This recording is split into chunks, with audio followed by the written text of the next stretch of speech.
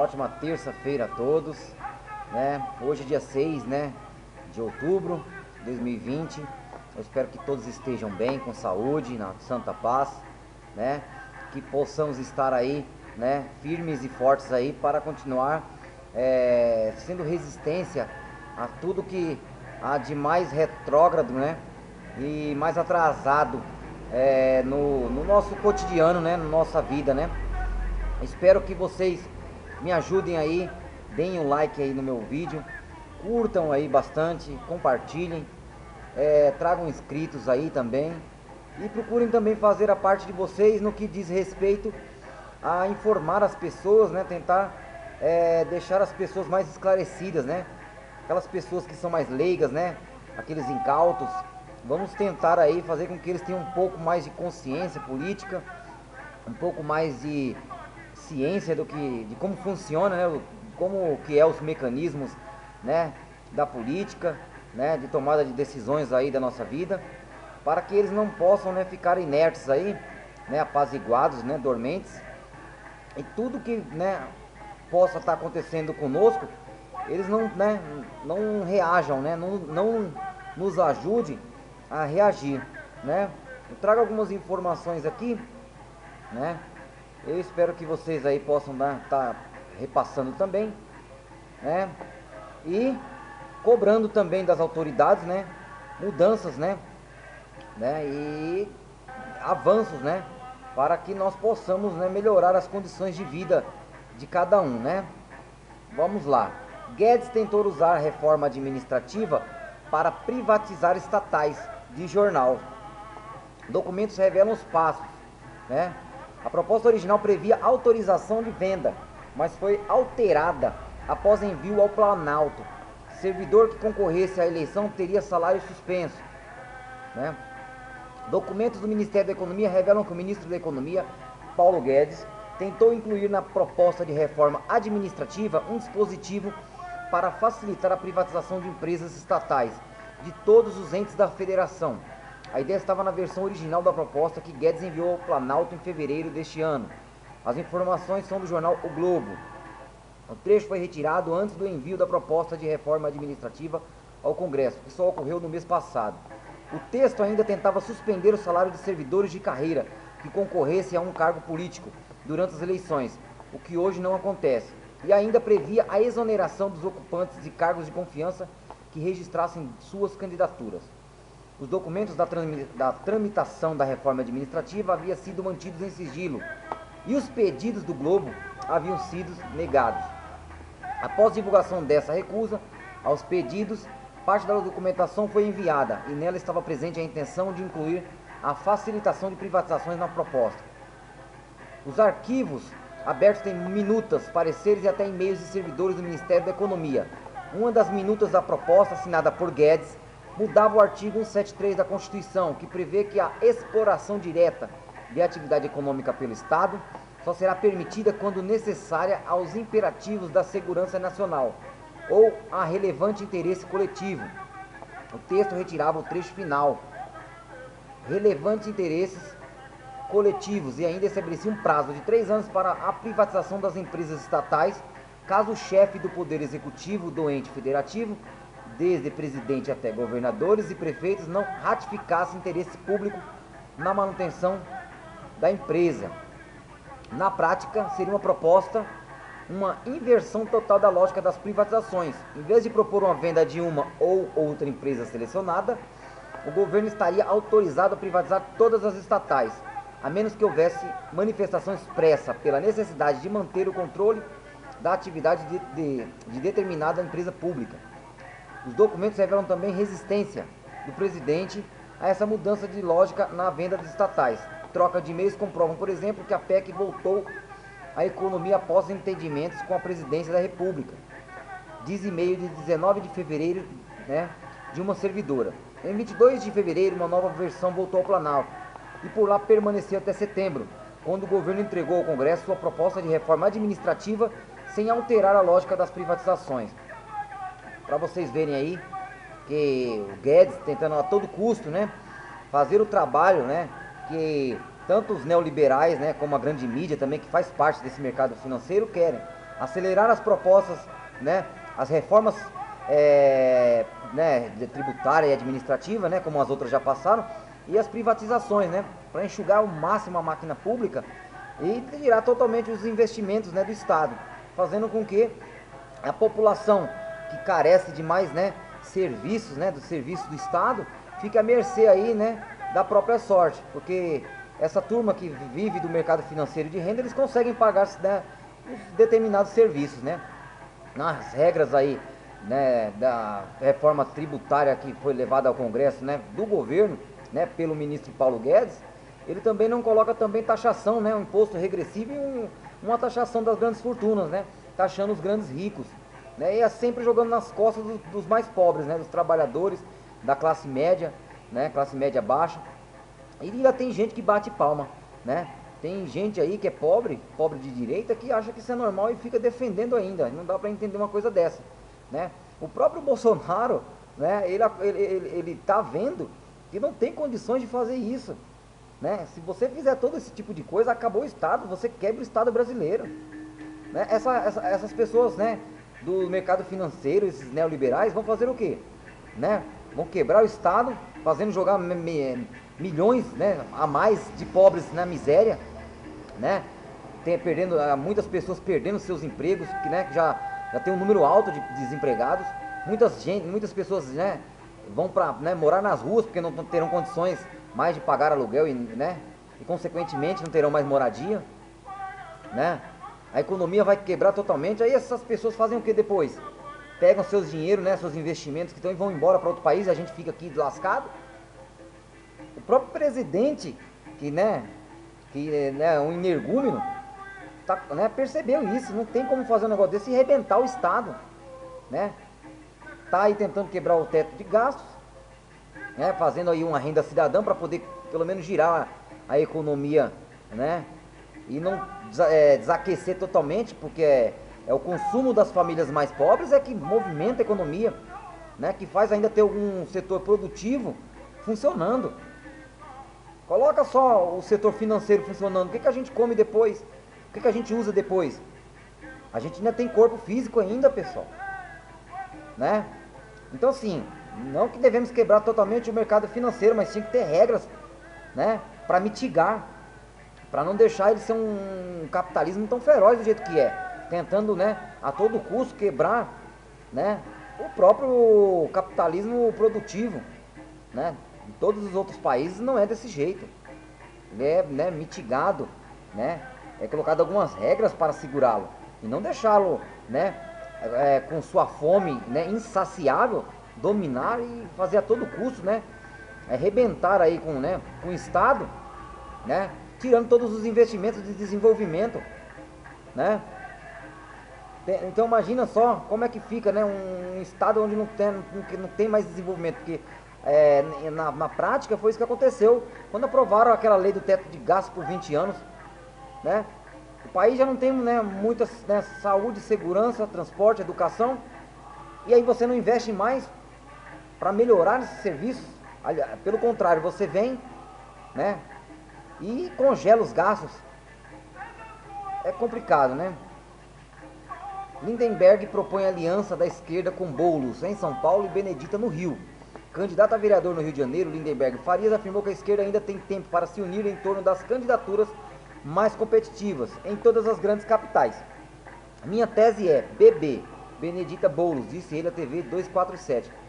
Eu também sou da mesma ideia, né? Que, né, nessas capitais, São Paulo, Rio de Janeiro, né, fizesse aí uma candidatura única, né, da esquerda, né, e a candidatura mais competitiva para levar o candidato da esquerda ao segundo turno, porque só dessa forma podemos, né, vencer aí, né, essa onda de, né, candidaturas neoliberais, candidaturas conservadoras, religiosas, né, candidaturas aí de certos setores, né, de polícias, né, de militares aí, que está fazendo só o nosso país afundar cada vez mais, porque esse povo, eles não têm uma proposta, não tem uma política, né, uma política social.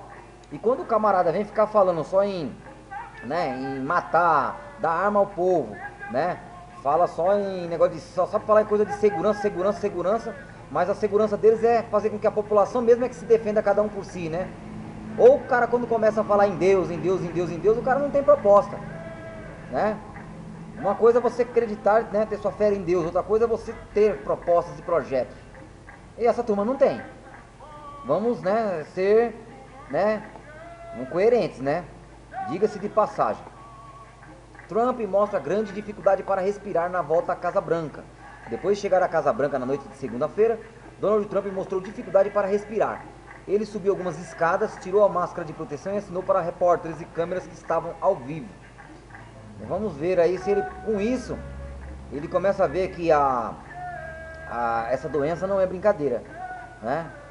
E não, né? E de agora para frente começa, né, a lidar melhor aí com a doença aí, na questão de cuidar dos seus, né, do seu povo, né? Porque ainda continuamos, né, tendo muitos óbitos, tanto aqui no Brasil como nos Estados Unidos, e eles deveriam ter acordado para isso, né? Não achar que a doença como um agente da natureza, né, viria e teria que normalizar isso, e as pessoas que, né, iriam morrendo são aquelas pessoas mais fracas e que, né, que já tinham alguma doença que deveriam morrer mesmo, que já iam morrer. Não podemos pensar dessa forma, né? Desde o começo aí, eles tinham que ter adotado algumas medidas para diminuir esses óbitos, né? Você, né, dar o auxílio para as pessoas, né? Fazer com que a maioria das pessoas, né, elas, né, fizessem uma quarentena assim, um lockdown, né? A atividade econômica continuaria funcionando com home office, né, pela internet, entregas de aplicativos, então a economia não parou, né, de todo, né, no mundo inteiro. Fato é que no Brasil aí, né, um grupo aí, né, de meia dúzia de empresários aí aumentaram suas fortunas aí em 170 bilhões, né? Então muita gente ganhou dinheiro, sendo que outros, né, foram perdendo os seus empregos. Por falta de quê? Por falta aí de um apoio estatal, né? Uma falta de amparo, né? Pelo contrário, aqui no Brasil mesmo dificultou-se muito, apesar de estar tendo aí o auxílio ainda, durante 5 meses foi 600 e agora está em 4 parcelas de 300, mas foi dificultado, né? Aquele aplicativo que vinha muito, né? O Caixa Tem que deu muito problema no começo, quase até a metade deu muito problema, filas nas agências da Caixa, né? As pessoas se aglomerando, pegando a doença na própria fila do banco, né? E depois disso tudo, dinheiro que tem, né, que cai na conta das pessoas agora, cai na conta e você só pode fazer pagamento de contas, né? Ou algumas compras, né, pela conta, pelo débito virtual. E se quiser sacar só depois de um mês, né? Infelizmente, eles trabalharam dessa forma, né? Eu acho que já na intenção mesmo de dificultar, né? Dificultar aí o acesso das pessoas a esses, né, a esse dinheiro, a esse auxílio, né, que a princípio o governo só queria dar R$ 200 e o Congresso conseguiu aumentá-lo para R$ 600, né? Tem um médico aí, eu não me recordo o nome dele agora, que fazia parte do Ministério da Saúde. Ele escutou de uma assessora de Paulo Guedes que com a eventual, né, naquela época, a coisa de 5, 6 meses atrás, com a possibilidade de morrerem muito mais pessoas idosas, né, isso ajudaria, né, no caixa do INSS, né, no caixa da Previdência Social, né, daria aquela enxugada, né, porque muitos idosos morreriam e deixariam de receber a sua aposentadoria. Olha que ponto a gente chegamos, né, para vocês verem a falta de empatia, como esse pessoal é perverso, é muito perverso, né? Vamos lá, Comitê Lula Livre lança campanha pelo julgamento da suspeição de Moro, enquanto o ex-juiz deixa o Brasil. O Comitê Lula Livre fará uma campanha com o mote Justiça lenta é injustiça. O objetivo é pressionar o STF pelo julgamento da suspeição de Sérgio Moro. Enquanto isso, o ex-juiz abandona o país, né? Pelo que, né, estamos vendo aí, né? Está aí em todas as notícias aí, né? Moro deve sair do Brasil e desistir de disputar as eleições, né? Ele ajudou aí a eleger o Bolsonaro, condenou, né, o ex-presidente Lula, fez todo o possível para que Lula fosse condenado, preso e permanecesse preso.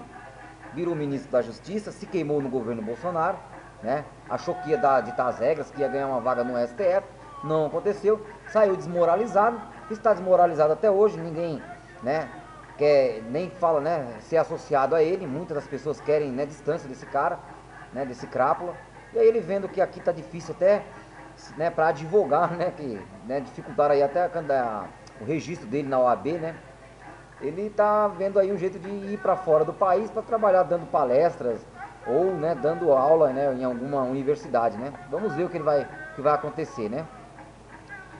Nova pesquisa CNN indica: Biden tem 57% e Trump apenas 41%.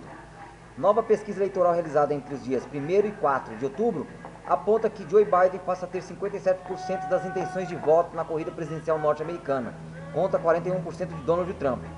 Torcer para que, né, isso se reflita nas urnas também e que, né, lá como tem aquela questão de colégio eleitoral, que nem sempre o mais votado é o que, né, vira o presidente, e dessa vez ocorra, né, o correto, né, que o que tem mais votos vence e vira o presidente, né. No colégio eleitoral que tem a maior peso, ele ganha também, né, porque, por exemplo, na eleição passada para a presidência dos Estados Unidos, Hillary Clinton, ela teve mais votos que Donald Trump, e o Donald Trump assumiu. E aí estamos vendo essa barbárie que acontece no mundo, esse negacionismo, esse fundamentalismo, né, esse conservadorismo que está levando o mundo, né, a regredir aí, meu, há 200 séculos para trás, 300 séculos para trás, voltando aí ao século 17, século 18, né? É complicado, né? FGV estima que quase 40 milhões ficarão desamparados com o fim do auxílio emergencial. O fim das parcelas do auxílio emergencial em dezembro deve deixar 38 milhões de brasileiros sem assistência. Os dados mostram que mais da metade são trabalhadores informais, né? No caso são 64%, né? Que atualmente estão dependendo muito desse auxílio, né? Dessa ajuda. E com o fim, né, do auxílio, né, totalmente, né, a partir de janeiro de 2021 vão ficar sem nenhum tipo de renda, né? E isso não é isso também é ruim para o país, né? O país, né, vai ficar aí uma economia aí, né, desassistida, desaquecida, não, né, não vai ter movimentação, né, na nossa economia. É por isso que o próprio presidente da República, né, no alto da sua ignorância, ainda percebeu que sem isso, né, o país quebra e sem isso ele não consegue votos para se eleger em 2022, né? Ele já tem esse pensamento de né, se reeleger, né, daqui 2 anos. E Paulo Guedes está no pensamento só de que agradar os seus, né, o mercado financeiro, né, do qual ele também faz parte, né. Olha só, a Fundação Getúlio Vargas divulgou um estudo apontando que o fim das parcelas do auxílio emergencial em dezembro deve deixar 38 milhões de brasileiros sem assistência. O número corresponde a pessoas que recebem auxílio, mas não são cadastradas no Bolsa Família. De acordo com as estatísticas, os 38 milhões representam 61% dos beneficiados pela ajuda governamental. Os dados mostraram que mais da metade são trabalhadores informais, 64%, e 74% deles têm renda de até R$ 1.254. Na maioria dos casos, são pessoas de baixa escolaridade, com no máximo o ensino fundamental, 55% delas. As estatísticas foram publicadas em reportagem do jornal Folha de São Paulo. Depois de ver a queda na sua popularidade estancar com o auxílio emergencial, o governo Bolsonaro tenta se aproximar dos mais pobres e se articula para implementar o programa Renda Brasil, ou Renda Cidadã, para substituir o Bolsa Família. Mas a agenda atual manteve a PEC do teto de gastos, aprovada no governo Michel Temer, e que congelou os investimentos públicos por 20 anos. Uma das discussões na equipe do ministro Paulo Guedes é revogar ou não a proposta, com o objetivo de ter dinheiro para financiar o programa, ou cortar verba de outros setores como a educação. O fim do auxílio deixará novamente em evidência o mercado consumidor fraco e, por consequência, a falta de demanda para atrair investidores, né? Enquanto o Bolsonaro aposta na iniciativa privada para retomar o crescimento, o que não aconteceu, milhares de pessoas continuam sem direitos trabalhistas e sociais. Insegurança financeira e jurídica para o consumo dão a tônica de um país que virou apenas um quintal para os estrangeiros ampliarem o imperialismo do século XXI, né? Então, né, como está dizendo a matéria aqui, né, esses estrangeiros, né? Esses investidores, né? Vêm aqui, ampliam seu imperialismo no século XXI, em pleno século XXI, aumentam sua riqueza, né? Muito em cima de nós brasileiros. Enquanto isso, nós vamos vivendo aí, né? Como colônia, né? Através de trabalho, né? De serviços, né? Nada de produtivo, né? Capital produtivo, só serviços, trânsito de capital estrangeiro, né? E muita miséria, muita fome, né? Vamos aí regredindo aí a séculos passados, né? Ao século 17, século 18, com muito fundamentalismo, gangues, né? De milícias e muita religião, né? Muito cristianismo não, né? Muito evangélico aí, muito católico aí para colocar coisa na nossa cabeça, né? Ninguém deles são cristãos, isso que eu sempre digo, ok? Eu quero agradecer a todos vocês aí. Desejo a todos aí uma ótima tarde, uma ótima terça-feira. Até a próxima.